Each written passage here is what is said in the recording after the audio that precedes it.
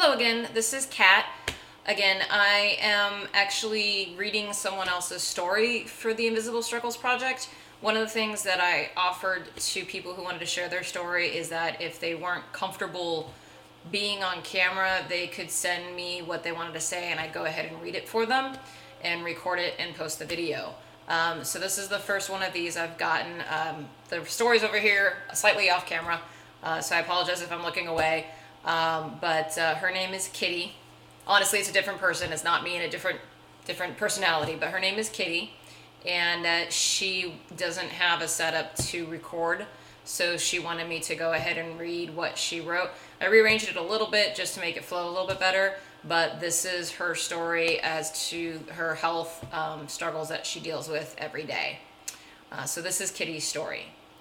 This is my story. I have a lot of challenges that I face every day. I died when I was a baby. I have brain damage because of it. The doctors had to make a cut in both of my ankles to put tubes up my legs, and now I have scars. I like my scars, and it shows me how much I've gone through. I celebrate my birthday because I am still here. In 1979, I was diagnosed with epilepsy. I was put on anticonvulsive medication for seizures for 11 years. I took myself off of them because of side effects. I was seizure-free for 20 years, then they came back. The seizures are very bad, no medication will work. I'm not allowed to drive, and the doctors are running out of options for me. I also have a health problem that no one has ever heard of or seen before. I can't explain how painful it is. There are no words for how bad it gets.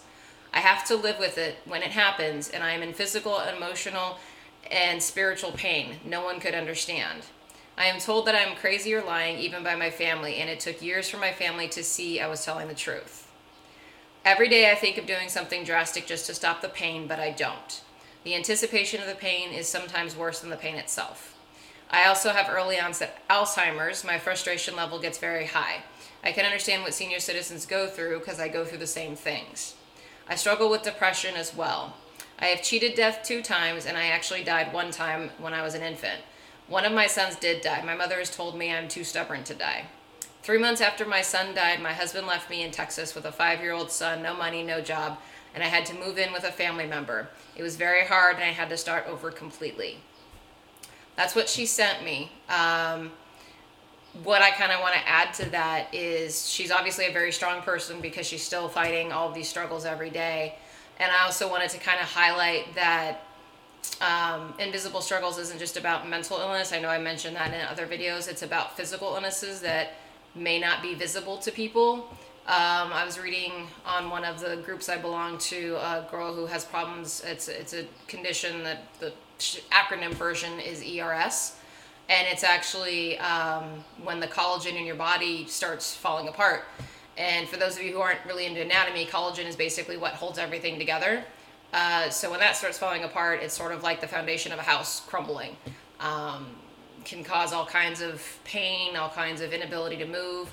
The joints, because of that condition, the joints can become hypermobile, so they can like dislocate and relocate whenever they want to. But she doesn't look, if you were to look at her or other people who have this condition, they don't look like they have a condition. They look healthy. If you were just to see her sitting around somewhere, you would think, oh, she's fine. Or anybody like this, that they seem like they're okay, but they're not. So I just kind of wanted to put out there, just because you may see somebody who looks healthy doesn't necessarily mean that they are not struggling with a very complex and debilitating condition. So just kind of look at everybody with an open mind and be willing to give allowances for people who may look like they're okay, but they may not actually be okay at all. So this is just another story that someone shared with me. I think there are going to be more videos coming up in the next few days. But I just wanted to once again thank everybody for tuning in to my channel and sharing these stories. Thank you so much.